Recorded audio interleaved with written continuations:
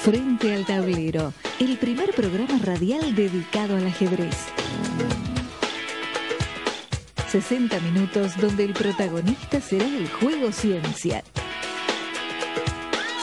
Con historias, anécdotas y misceláneas, información y entrevistas, concursos e invitados. Y todo lo que te puedas imaginar sobre el milenario juego. Frente al tablero, conducido por Carlos Hilardo, por Radio Cultura 979. Auspician Frente al Tablero Queen International, OSPAT, la obra social del personal de la actividad del Turf, Club Obras, Ajedrez Azerbaiyán, Restaurant Dobar Tech en San Telmo, Créditos Granny y Ruibal, juegos para la familia.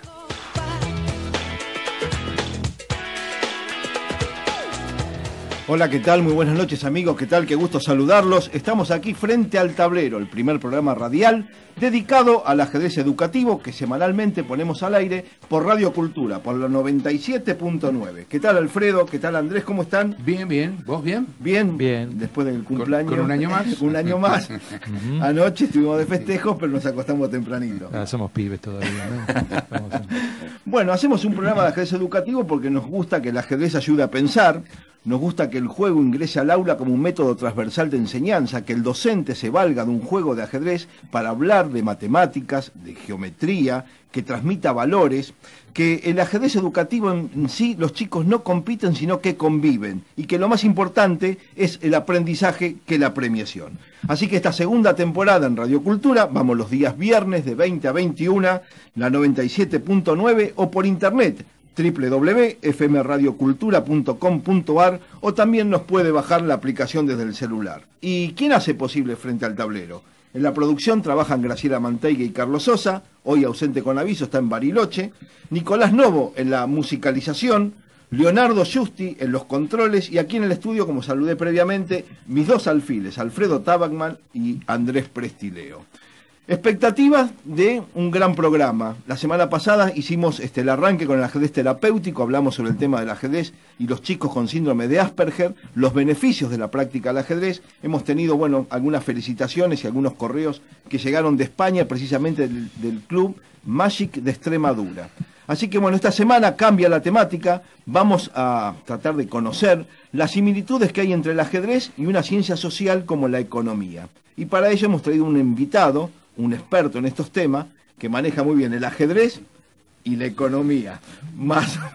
Así que vamos a aprovechar para saludar y darle las buenas noches a nuestro invitado, es el doctor José Luis Machinea, aficionado al ajedrez y obviamente que es político y economista. Buenas noches, doctor. Buenas noches, muchas gracias por la invitación. Bueno, encantado. Nosotros acá la producción me decía, ¿qué le preguntamos de entrada? Si puede decir los 20 campeones mundiales del ajedrez o los 11 jugadores de Racing que salieron campeón del mundo en el 66. Más fácil lo de Racing, O los últimos campeones de Racing, capaz.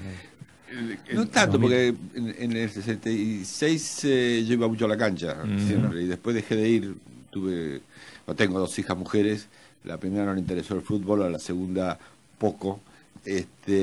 Así que entre eso y la política y la función pública dejé de ir, al menos tan asiduamente a la cancha. ¿Logró que sus hijas sean de Racing?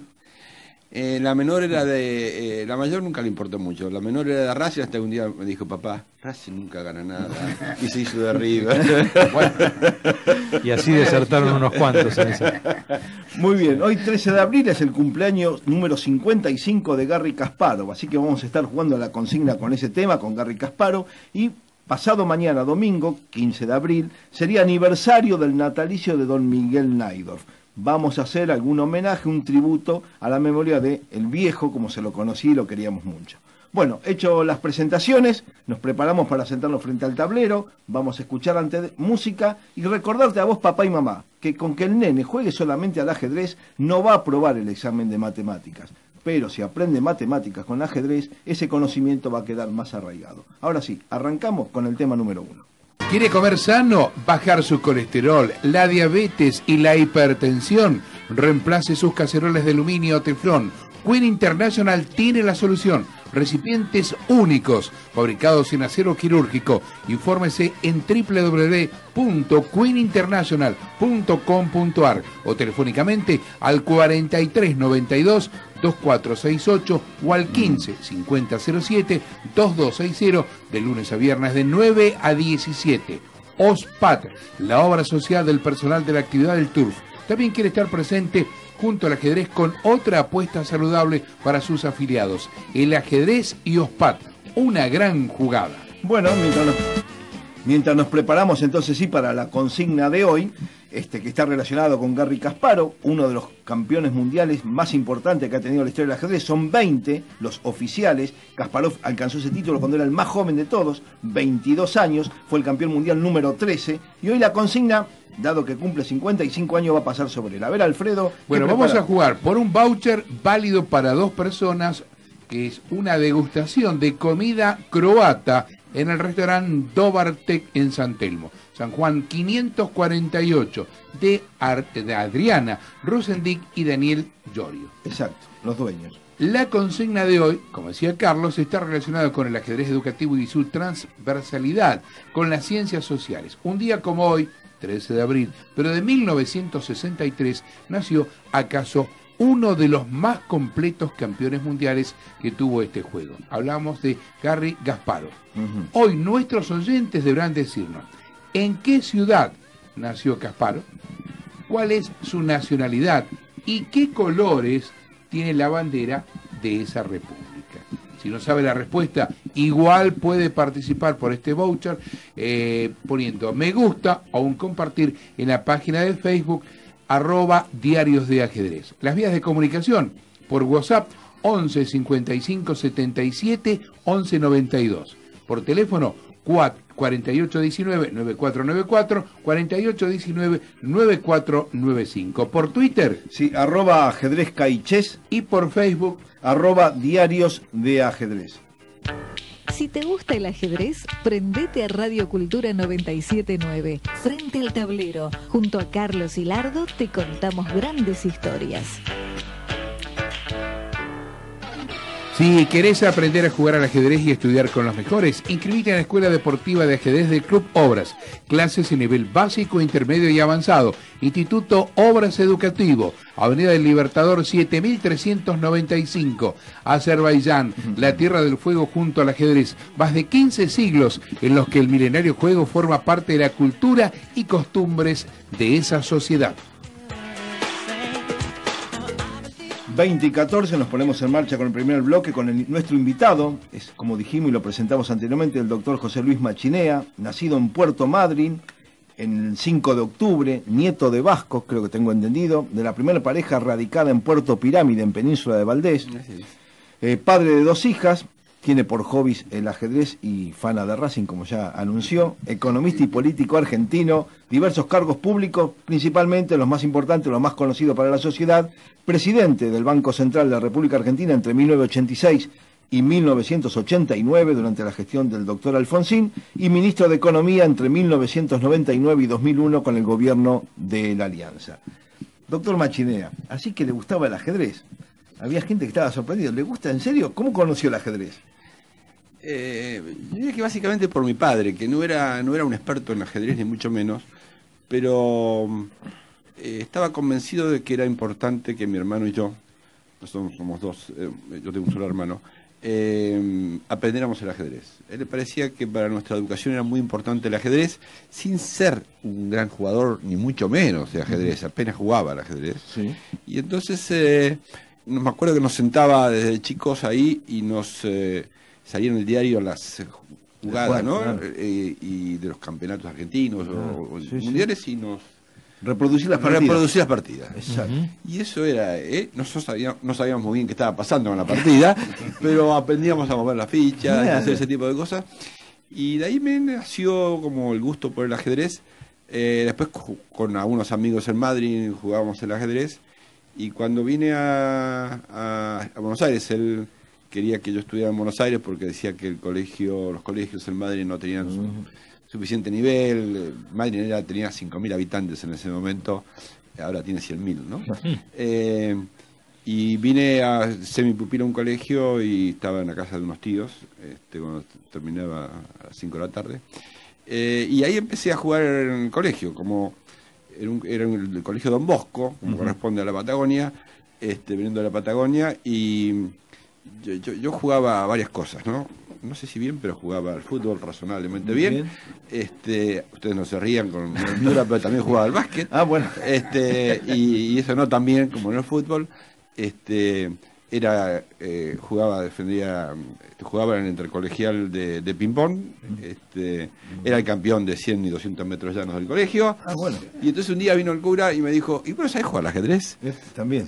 Y yo dije, bueno, algo puedo seguir, algo sé, qué sé yo. Y entonces me sentó y terminé jugando en el intercolegial de ajedrez del colegio.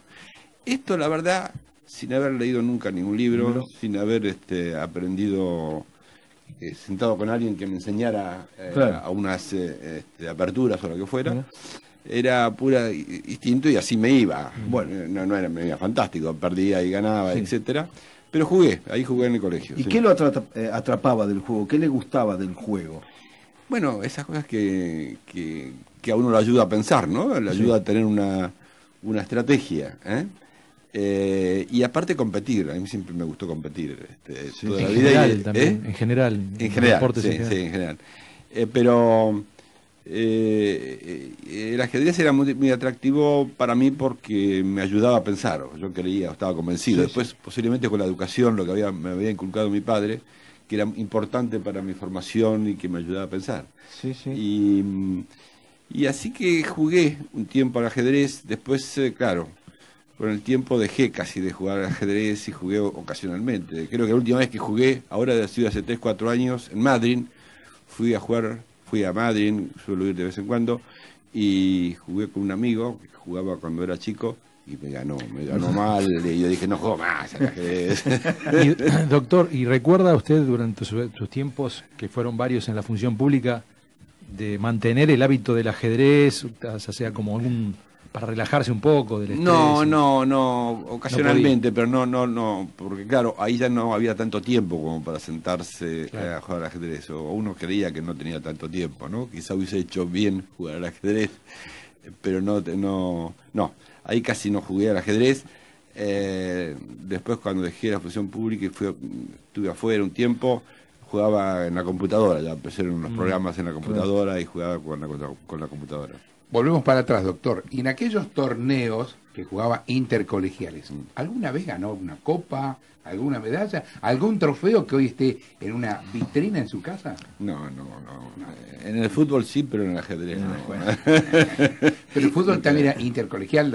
Intercolegial, sí, yo jugaba a jugar en algún equipo. No, jugaba en intercolegial. Jugaba en ping-pong intercolegial y al fútbol intercolegial, sí.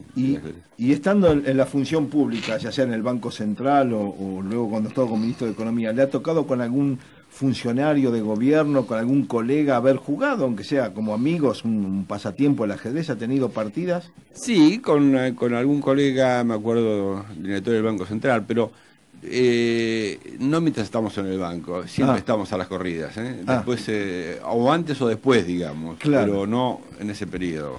En verdad hay muchos políticos que están, a veces les gusta para la foto salir posando frente al ajedrez. Digo, por ahí a lo mejor usted en un momento sucedía que ahí en un descanso en el banco... Para la foto hubiese estado bien, pero la verdad que no teníamos ni tiempo tiempo para jugar al ajedrez, pero quizá hubiese sido una buena estrategia. Ajá. ¿Y le ha atrapado otra cosa aparte del juego, la historia, el ajedrez, los personajes ajedrez? ¿Leyó algo de eso? ¿Le gustó algo de eso? Bueno, sí, Naisdorf, Pano, claro. Pano sobre todo era, no sé por qué yo era hincha de Pano, digamos, de esas cosas que pasan, ¿no? Como así como era hincha de Juan Galvez y no de Oscar Galvez. Claro. Naisdorf obviamente era el ajedrecista, ustedes saben mejor que yo, más importante que ha tenido Argentina, por más que no era argentino de nacionalidad. Pero Pano, yo era hincha de Pano. Muy bien. Sí. Bueno, hemos hecho ya el bloque y tenemos la introducción de por qué se acercó al ajedrez. Así que bueno, ahora vamos a vender unos avisitos y vamos a preparar un homenaje para Naisdorf enseguida. Restaurant Dobar Tec en San Telmo. Comidas y bebidas croatas, goulash, strudel salados y dulces y otras especialidades. Restaurant Dobertec está en la avenida San Juan 548. Reservas al 4307-5235 o por mail comidascroatas@gmail.com. Créditos Grani. Decreto 14/12 por descuento de haberes para el personal de las Fuerzas Armadas y de Seguridad, Prefectura, Gendarmería, Policía Federal, PSA y Servicio Penitenciario Federal. Comuníquese al 6379 7000 o al 15 36 90 4753. Por correo, créditosgrani, @y al final, @hotmail.com.ar. Ruibal, la empresa que más sabe sobre juegos, te invita a descubrir por qué el ajedrez es un juego fácil y entretenido. Jugar ajedrez con Ruibal. Ruibal, juegos para la familia. En Radio Cultura 97.9 estamos escuchando Frente al Tablero, el primer programa radial dedicado al juego ciencia. 60 minutos con historias, información y entrevistas en el que el protagonista es el juego de ajedrez.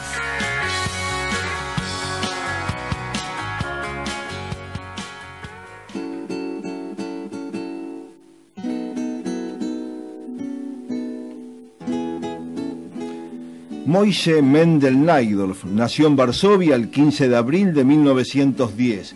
Fue el quinto fruto del árbol del amor de un matrimonio judío-polaco entre Dalik, vendedor de cueros y adepto al escolazo, y Raisa, ama de casa ocupada en la crianza de los niños.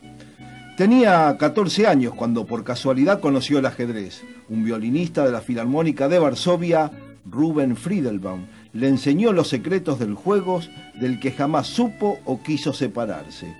Ni las amenazas de su madre, ni la quema de los libros, cuando su familia descubrió que por causa del ajedrez había descuidado los estudios en la escuela, contuvieron su pasión por el milenario juego. Desde ese día el joven Moishe fue capaz de jugar a la ciega, sin necesidad de libros, ni tableros, ni piezas a la vista. Fue campeón polaco en 1934 y ganó la medalla dorada en las Olimpiadas de Múnich en 1936. A su regreso, un nazi, Hans Frank, lo condecoró por su desempeño. Najdorf repartía su vida entre el ajedrez, el profesorado de matemáticas y el amor a su esposa Genia y su hija Lucia. A los 29, sin conocer el llanto del adiós, viajó a Buenos Aires para jugar el Torneo de las Naciones en el Teatro Politeama. Llegó como segundo tablero de la formación polaca y apenas unas horas después comprendió que el horror y espanto de la Segunda Guerra Mundial se había desatado. Alemania y Rusia se repartían a Polonia en pedazos y el general Frank, el que lo había condecorado, ahora arrojaba más de 300 Najdorf a los campos de concentración de Auschwitz y Treblinka. Con el correr de las noticias decidió quedarse en el país, por aquello que en Europa la gente decía que había que trabajar para ganarse el pan.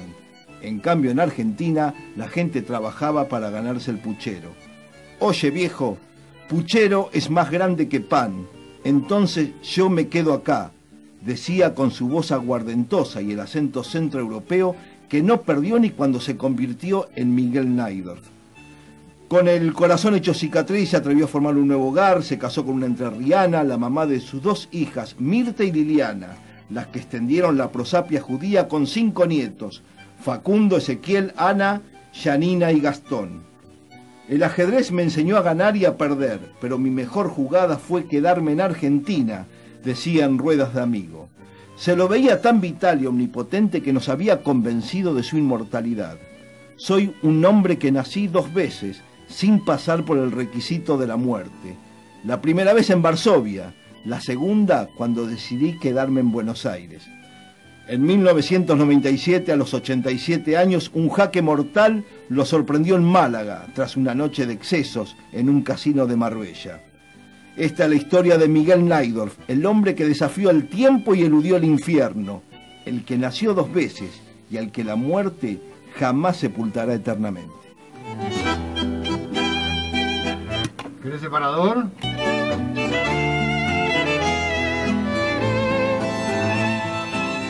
¿Qué tal? Ever Pérez García desde Holanda, te saluda Carlos Hilardo de Frente al Tablero, acá estoy con Alfredo Tabacman y con Andrés, estamos con este homenaje al viejo, a don Miguel Najdorf. ¿Cómo estás? Buenas noches. Muy bien. Un saludo para todos. Nos gustaría que nos contaras cómo fue que nació tu amistad con el viejo Najdorf. Bueno, el comienzo fue en 1968, cuando yo me radiqué en Buenos Aires. Pero fue simplemente un conocimiento. Nuestra amistad con Najdorf nació en 1974 y justamente el día que jugamos la final del torneo, por el primer puesto luchamos los dos, y Najdorf, después de 4 horas de juego, salió vencedor y fue un digno campeón. Para mí fue muy emocionante. En primer lugar, la partida se jugó a un horario inusual. Es la única partida en mi vida que he jugado a las 8 de la mañana, porque después los jugadores tenían todos que viajar a distintas partes y por esa razón se jugaba tan temprano. Tengo un recuerdo de Najdorf increíble también de esa misma jornada, porque terminó de jugar conmigo. Bueno, me elogió mucho, pasamos un lindo momento hablando, y después me dijo, bueno, vamos a comer algo ligero y a jugar, a seguir jugando al ajedrez, porque a él le gustaba mucho el blitz, o sea, el ajedrez rápido, o los pimpones, como decimos allí. Sí, sí. Y entonces, efectivamente, él se fue al club de ajedrez. Él ya tenía 64 años y lo increíble era que él todavía no estaba cansado. Yo sí, y yo era joven en ese momento. Bien. Así, tenía 27 años. Qué bárbaro. Pero, en fin, tenía una vitalidad increíble. Y como tú dijiste también en esta reseña, su optimismo y su forma de convencer era maravillosa. Porque Najdorf, donde estaba, siempre acaparaba la atención, pero la acaparaba de una forma natural, por sus propios méritos, por su rica cultura. Hablaba muchos idiomas y él se comunicaba de todas formas. Tuviste con él un encuentro en Groninga en 1996, un año antes del fallecimiento de Miguel Najdorf. Exactamente, y es tal vez el encuentro más importante de todos después del de Mar del Plata, sí. Porque fui testigo de una exhibición de que quedó en la historia y que yo pude, por suerte, filmar y hacer notas periodísticas, si no, no hubiera quedado nada de ese gran acontecimiento. Y con Najdorf, bueno, pasamos momentos magníficos. De entrada, y en el comienzo me dijo con toda confianza, mirá, Heber, tú me ves ahora en este momento muy bien, y probablemente voy a estar todos estos días muy bien, pero no quites el ojo de mí. Cualquier cosa extraña que veas, inmediatamente toma contacto con el doctor. Eso que estaba su amigo Guimard, pero sí. Guimard, como estaba también participando, podía estar distraído. Sí. Él quería que ni un solo segundo yo perdiese de vista a lo que pasaba con él. Claro. Y bueno, sabía que estaba enfermo el viejo, ya había tenido algunos sustos. Sí. Sí, bueno. Él me dijo eso, él me dijo que había visto a la muerte ya. Claro. Y también me repitió lo que tú me dijiste a los oyentes.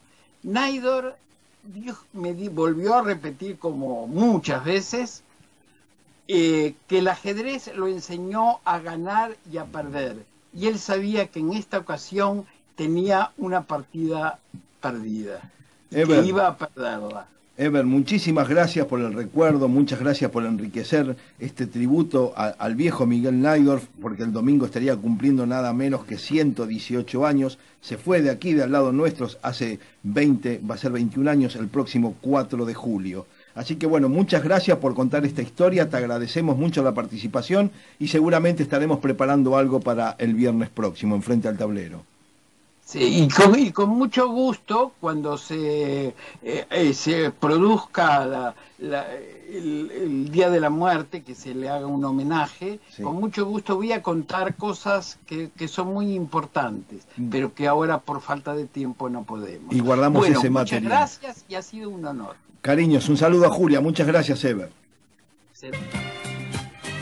20:34, seguimos en Frente al Tablero con nuestro invitado, como ya lo presentamos, al doctor José Luis Machinea, que fue ministro de Economía de la Nación entre 1999 y 2001. Quería acercarme un poco con el ajedrez y las similitudes con la economía, y por ejemplo comentarle que el ajedrez, las reglas del juego, por ahí hacen más de 15 siglos que no se modifican, que son las mismas. Una vez establecido ya que el enroque, la incorporación de la dama al ajedrez, las reglas fueron las mismas. En la economía, las reglas son las mismas o se cambian permanentemente o eso depende del Estado como quiera regular. Tenemos tiempo suficiente para la respuesta porque me parece un poco larga.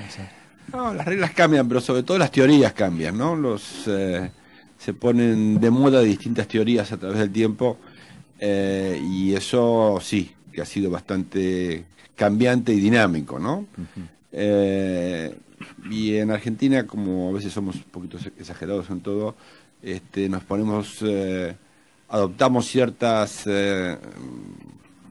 teorías, llamémoslo así, llamémoslas de derecha, de izquierda, o derecha izquierda no me gusta mucho, pero distintas teorías con mucho entusiasmo y por no necesariamente por demasiado tiempo, y eso hace a la economía argentina muy inestable a través del tiempo, ¿no? Claro. Cambiamos de visiones de la economía, digo, más allá de lo que yo piense acerca de cuál es lo que me parece más razonable.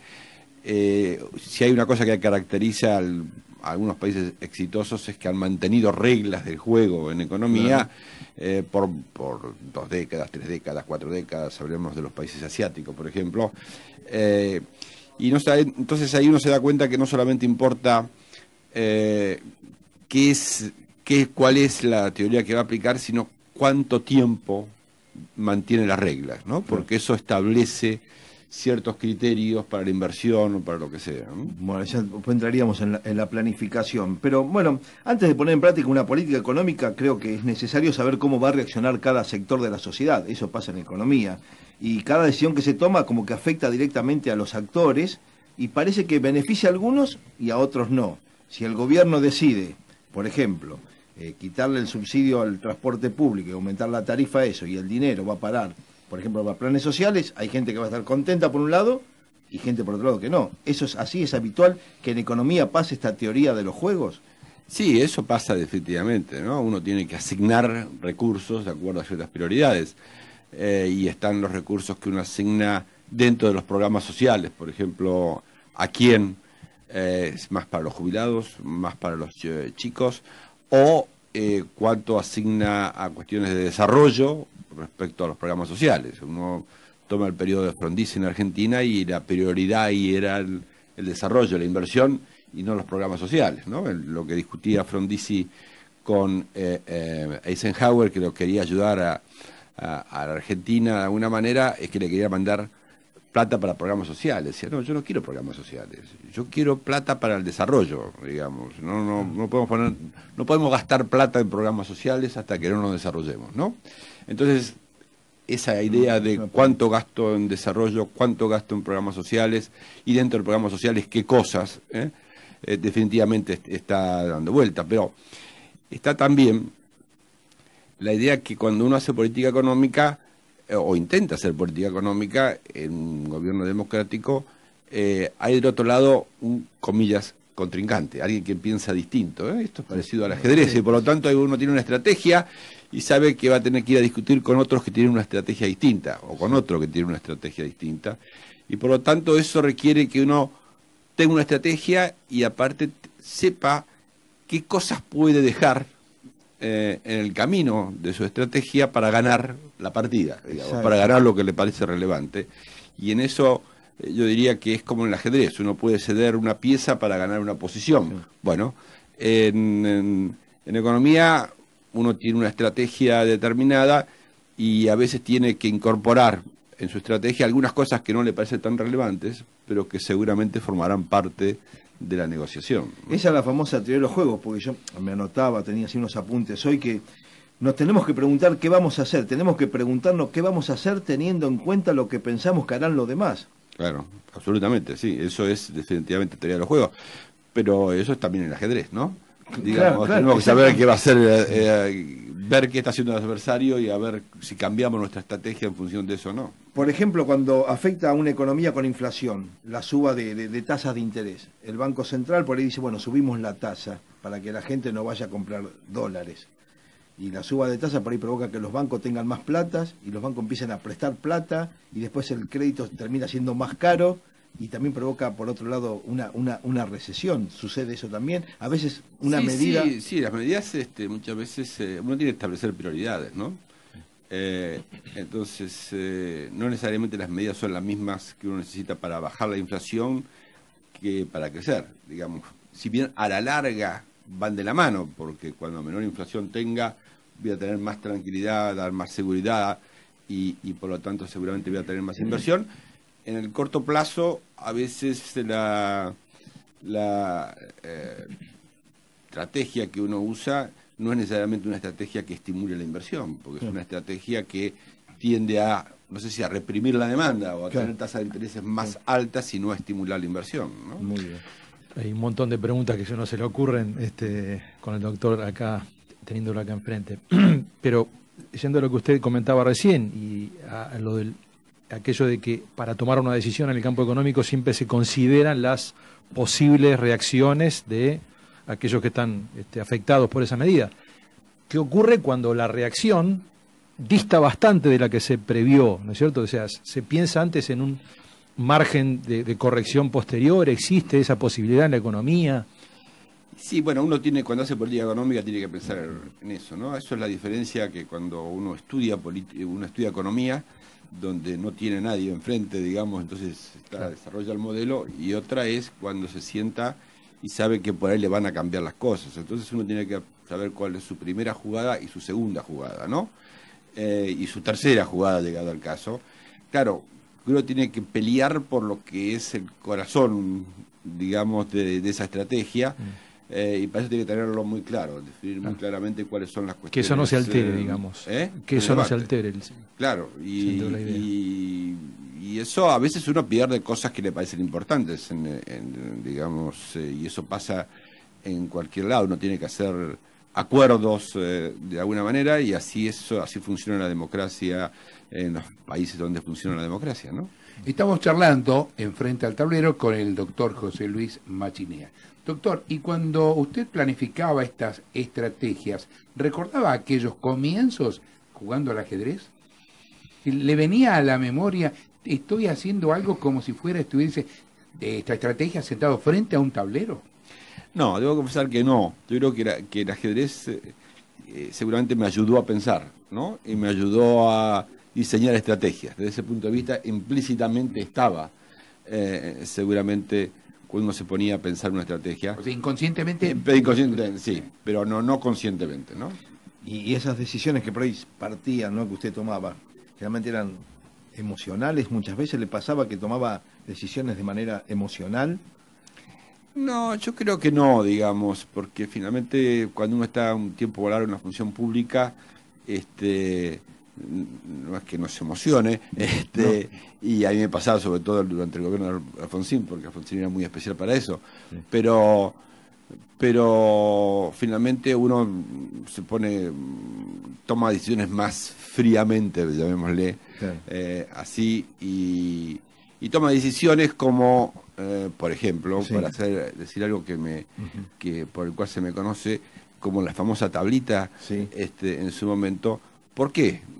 Dijimos que yo pensé que era relevante aumentar el impuesto a los ingresos, porque teníamos un déficit muy grande, y durante los 10 años anteriores, durante el gobierno de Menem, lo que se había hecho era aumentar el IVA, ¿no? Y el IVA es el impuesto más regresivo que hay, había pasado de 13 a 21. y no se recaudaba casi nada de impuesto a los ingresos. Y entonces a mí me pareció que era lo razonable, era no seguir aumentando el IVA para tratar de solucionar nuestros problemas, sino aumentar los impuestos a los ingresos. Claro, que es distinto que a la gente le cobren un impuesto con el IVA, que la gente no lo ve, porque está en el precio del bien, que se lo descuenten del sueldo a fin de mes, ¿no? Pero el impuesto a los ingresos es definitivamente un impuesto súper progresivo, ¿no? Cuando uno mira qué pasa en Europa, yo diría que el 70% viene del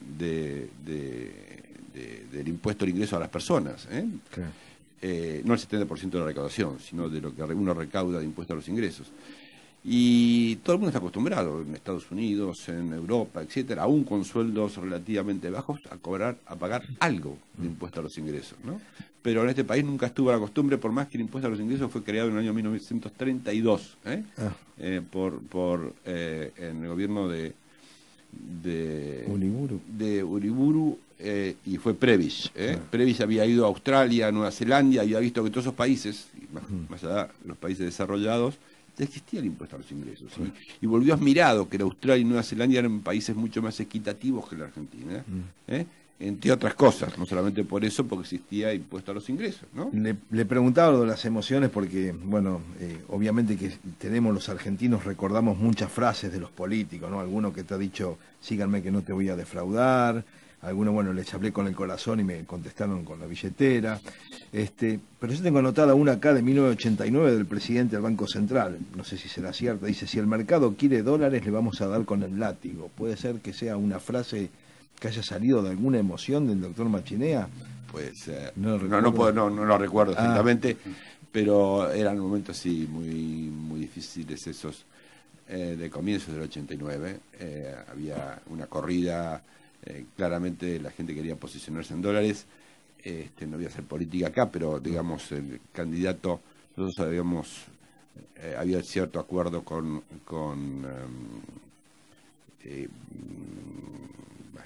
se me fue el nombre, pero el candidato del peronismo era Menem en ese momento.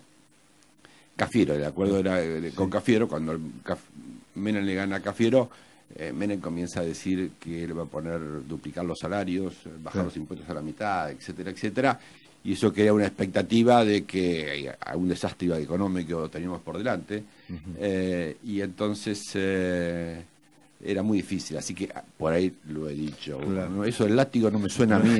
No, le encontré pero puede ser. Me quedé con eso por el tema emocional, porque justamente el ajedrez, dicen algunos científicos, que desarrollan varias inteligencias, como la lógico-matemática, la espacial, la interpersonal, lingüística, y ahora se habla mucho de la inteligencia emocional, ¿no? La capacidad de identificar y entender. Y digo, bueno, por ahí también... Quizás para convencer a los mercados. Digamos, puede ser.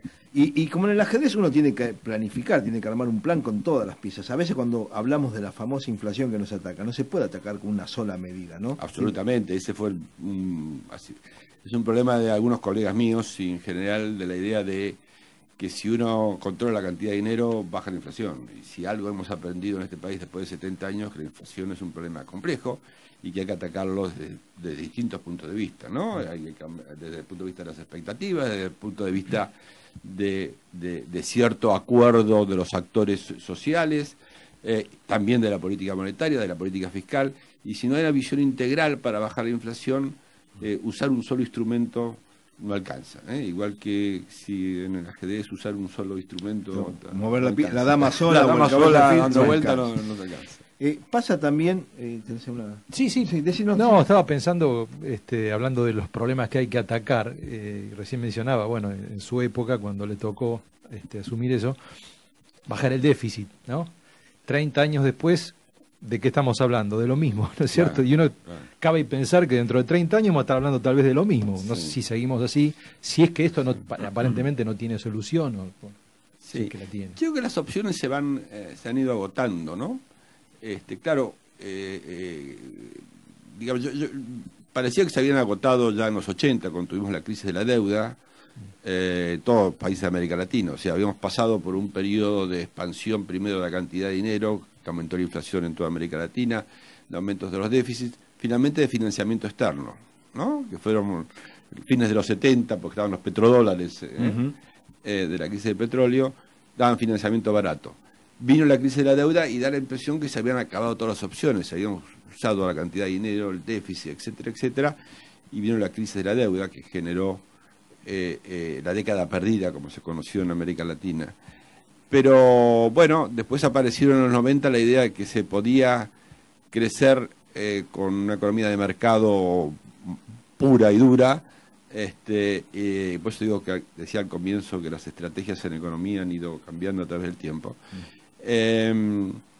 Y ahí se intentó hacer una política de reducción del déficit, pero yo diría que, sin embargo, en los 90 se hicieron muchas reformas, algunos están de acuerdo y otras no, pero el déficit no se atacó a fondo, ¿no? De vuelta, es cierto, y se quedó ahí. Y después nos olvidamos del déficit porque nos tocaron unos precios internacionales espectaculares durante 10 años, que generó unos ingresos tan grandes que parecía que el déficit no era un problema, hasta que la situación internacional dio vuelta y el déficit apareció ahí rápidamente. De vuelta. Siempre estuvo ahí. En el ajedrez la planificación está muy vinculada con la toma de decisiones. El maestro tiene que mirar la posición, establecer una estrategia, sus objetivos y con qué métodos va a alcanzarla. Muy conocido era José Raúl Capablanca, uno de los grandes campeones mundiales, cubano, sí, que alguna vez en algún torneo le dijeron ¿cómo se gana esta posición? Y Capablanca nos dijo la jugada. Movió todas las piezas y estableció a esta posición hay que llegar. Este es el objetivo. Su visión, con la experiencia, errores y aciertos. Este gobierno, cuando comenzó el gobierno de Macri, ¿erró la planificación? ¿Tuvo una visión errónea de la situación, de lo que asumía, de lo que tenía? Sí, yo creo que sí. ¿En qué sentido? Creo que subestimó el problema. Subestimó. Y eso se vio entre otras cosas pensando que iba a llegar mucha inversión, porque se cambiaba el gobierno de un día para otro, o que con la política del Banco Central se iba a poder bajar la inflación, por más que había que corregir las tarifas y aumentar el tipo de cambio, ¿no? Entonces hubo una subestimación de los problemas, eso no tengo dudas. Todos cometemos errores en la función pública, pero el gobierno subestimó la magnitud del problema heredado y eso le hizo cometer ciertos errores, ¿no? Y sobre todo no explicarle a la sociedad cuál era la magnitud del problema que había, ¿no?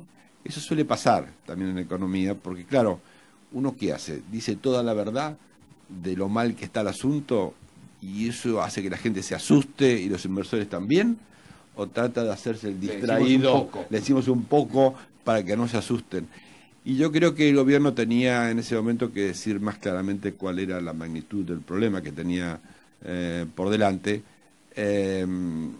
Y a pesar de eso, que no lo dijo y que desde ese punto de vista yo creo que cometió errores, le fue mejor políticamente de lo que uno podía haber pensado, ¿no? Y creo que eso tiene que ver con un cansancio con lo anterior, pero bueno, eso no dura para siempre, ¿no? ¿Y ahora lo ve como un mejor rumbo que ha tomado, que ha dado un volantazo?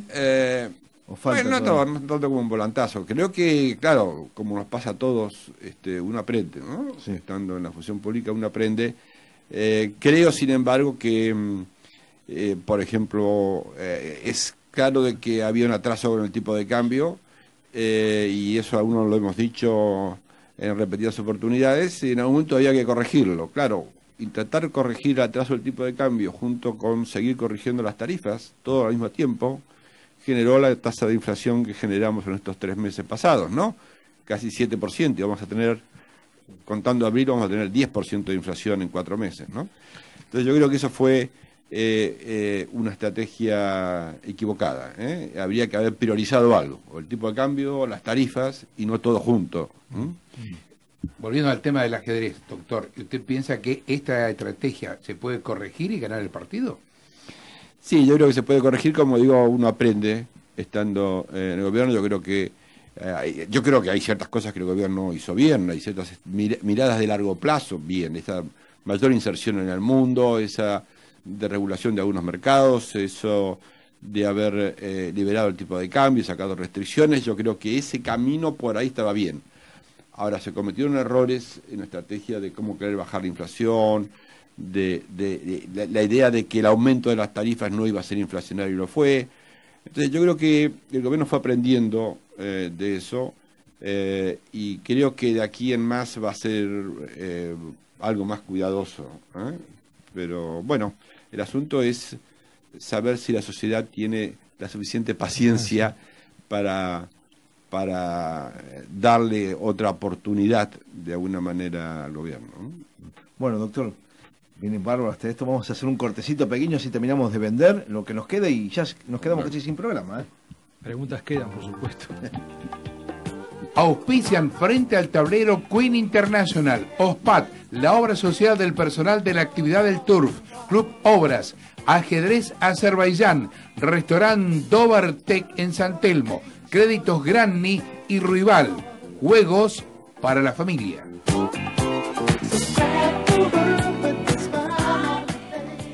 Estamos en los últimos 4 minutos del programa, doctor. Un juego, simplemente lo hemos hecho con otros invitados. Vamos a hacer que el ajedrez, usted conoce el movimiento de las piezas. Tenemos un rey en el ajedrez que ha sido votado democráticamente, en este caso, como es Mauricio Macri. Si tomamos las piezas del ajedrez, para usted, ¿quién es la dama, la mujer fuerte de la política argentina, de ese juego de ajedrez? Quien es crecientemente, yo creo que la gobernadora de la provincia de Buenos Aires. María Eugenia Vidal. María Eugenia Vidal, definitivamente. Y creo que va a serlo por un tiempo largo, prolongado. Espero. Entre otras cosas, y creo que ella es, bueno, es lo que marcan las encuestas, por otra parte, ¿no? Claro, desde la oposición sigue siendo Cristina la figura importante, la dama importante. Pero yo creo que es más importante en la política hoy día y en la provincia de Buenos Aires inclusive la Eugenia Vidal, ¿no? Sí. En el caso de un juego de ajedrez antiquísimo, milenario, el rey en su corte tenía sus asesores, que vienen a ser los que antes eran los obispos, los alfiles. ¿Quién cree que son los grandes asesores que tiene este gobierno? Y bueno, yo creo que es el jefe de gabinete, Andrés Peña, Marcos Peña, perdón. Es la persona relevante con sus dos ministros o secretarios, Quintana y Lopetegui. Sí. Creo que siguen siendo el centro, el corazón del gobierno. De ahí se coordina casi todas las actividades, ¿verdad? Después uno puede hablar del ministro del Interior, que ha tenido por un tiempo importante al menos un rol relevante en la negociación con las provincias, ¿no? Bueno, no quiero empezar a nombrar a todos, pero ellos son más... Sí, yo diría. Y los caballeros, que eran esos generales que morían con las botas puestas, los grandes defensores, ¿quiénes ven ustedes como son los grandes defensores de este gobierno, de este proyecto del PRO? O de Cambiemos, ¿no? Fuera del gobierno. Sí, o en el gobierno o fuera del gobierno, los grandes defensores que sostienen a este gobierno a ultranza. Bueno, una cosa que es extraña en este gobierno, ahora cambió un poco, es que a diferencia de lo que pasaba en el gobierno de Menem, por ejemplo, o en el de Cristina, donde había gente que salía todos los días a discutir por la radio y pelearse todo el tiempo, ¿no? Eso pasaba en el gobierno de Menem, con Cavallo, y pasaba con el ministro del Interior, con Corach y compañía. Siempre estaban en la radio todas las mañanas peleando, claro. Y pasaba con el gobierno de Cristina, con Aníbal y compañía. En este gobierno no hay gente que pelee todos los días, y yo creo que esa es una debilidad del gobierno, Bueno. Yo creo que ahora hay muchos colegas, aunque hoy cada día un poco menos, que defienden a este gobierno a ultranza. Yo también defiendo a este gobierno, pero al mismo tiempo reconozco que hay problemas, ¿no? Pero digo, esos grandes espadachines que había en otros gobiernos, que salían y estaban en la discusión diaria todos los días, este gobierno no los tiene, una estrategia distinta. El operador ya nos puso la música, la cortina de fondo, pues nos tenemos que ir, quedan apenas unos segundos. Hay un montón de llamados de oyentes que han participado por la consigna, que era ¿dónde nació Kasparov? En la ciudad de Bakú, capital de Azerbaiyán, y los colores de la bandera eran verde, rojo y azul. Sobre el rojo hay una media luna blanca y una estrella de 8 puntas. Será la respuesta correcta sobre Kasparov. Doctor, díganos un número del 1 al 30 para ver quién se ha ganado el premio de hoy, que era ir una cena con Dobartek. 26. 26. Busco acá porque tenemos bastante. Los cortamos. Juana Ricciardi. Bueno. Juana Ricciardi, ganadora de esta invitación para 2 personas, una degustación de comida croata en el restaurante Dobartek, que está en San Juan 548, en el barrio de San Telmo. Felicitaciones para ella, gracias para todos los que participaron. Doctor, muchísimas gracias por haber venido, participado en Frente al Tablero. Ha sido un gusto escucharlo, participar, vincular la economía y el ajedrez. Espero que la haya pasado bien. Sí, la pasé muy bien, muchísimas gracias. Bueno. Hay que seguir jugando ajedrez. Y voy a empezar a jugar, volver al ajedrez. Bueno, antes que ver a Racing seguimos con el ajedrez. Macanudo. Nos vemos el viernes que viene con más Frente al Tablero. Gracias. Este es el final de la partida. La seguimos en 7 días. Frente al Tablero con Carlos Hilardo por Radio Cultura 979.